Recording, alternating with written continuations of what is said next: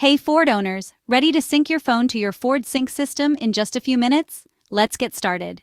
First things first, make sure your vehicle is safely parked. Now, turn on your Ford and its audio system. Don't forget to enable Bluetooth on your phone and set it to discoverable.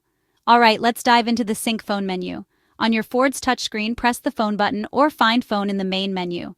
If no phone is paired yet, select Add a phone or Add Bluetooth device. Next, Sync will enter pairing mode. You'll see a message like Search for Sync on your device. Go to your phone's Bluetooth settings and look for Sync or Ford Sync. Found it? Great. Go ahead and select it. A 6-digit PIN will pop up on both your Sync screen and your phone. Double-check that they match.